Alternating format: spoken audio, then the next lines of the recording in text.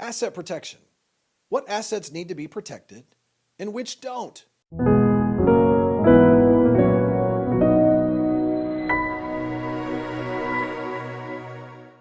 Hi, I'm Jeff Hampton with STR Law Guys.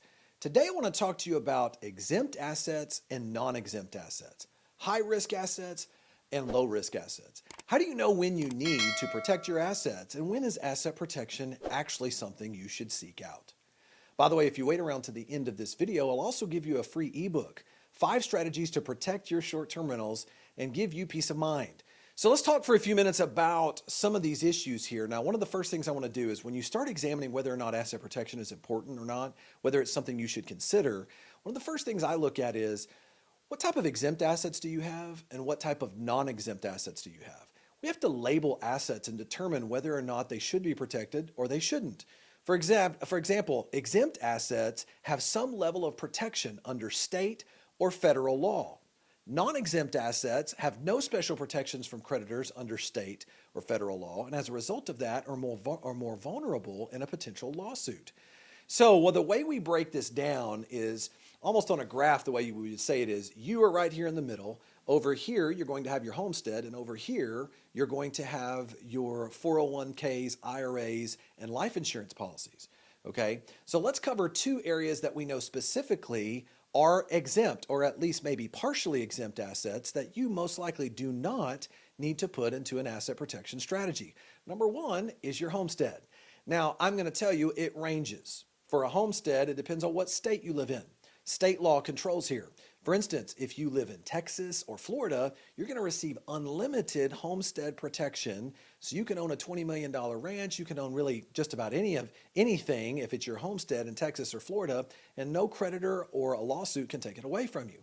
But you can be as low as $20,000, and like California is a $300,000. It just ranges. There's a big range between there. That is what's known as an exempt asset or a partially exempt asset.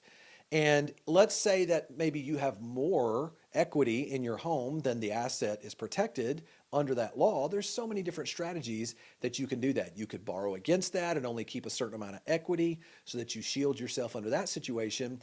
Or you can actually move it into a trust and you can protect it there and still be able to keep your property tax exemptions and be able to maintain that homestead protection. So there's many different ways that you can mitigate that if you have a state that's a lower homestead exemption, okay? But now, what's the next one? The next most common one is your retirement. 401ks, IRAs, life insurance policies are protected at least up to $1 million each under the Employee Retirement Income Securities Act, which is known as ERISA. So the only place you have to be a little careful on this is if you decide you're going to move some of your, let's say you decide to do a self-directed IRA and you're going to move some of those assets from what is listed as an exempt asset down into a high-risk asset that is no longer exempt because you will be renting those out. So there you have to be very careful, and there's some steps you need to take to make sure and protect yourself if you use a self-directed IRA, because you are putting yourself at risk by converting an exempt asset to a non-exempt high-risk asset, okay?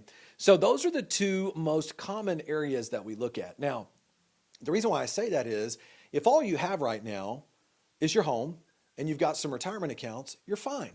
There's no reason for you to run right out there and set up an asset protection structure, okay?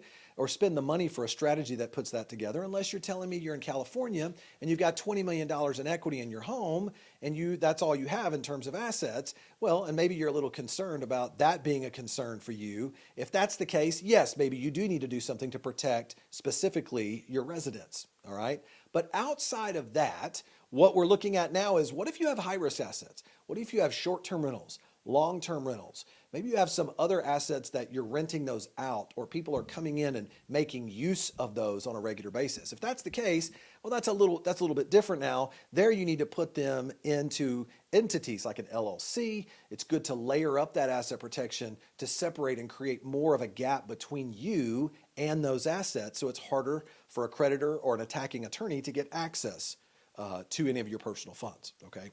Now, here is one area that does come up on occasion that can be an issue.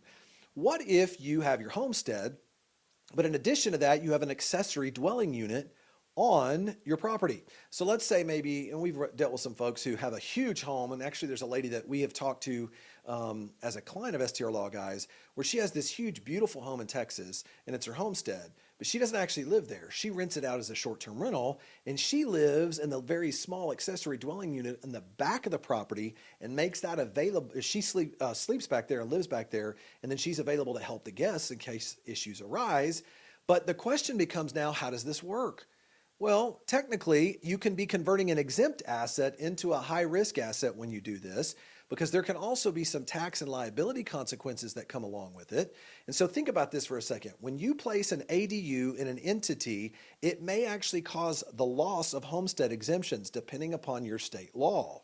So I have a lot of times this same lady came to me and said, well, why can't I protect this? I want to keep my homestead, but I'm worried about making sure that my property, that my actual property is protected as well. And she was worried that if she moved it into an LLC, she would lose her homestead exemption. And she would. And that was a very fair concern.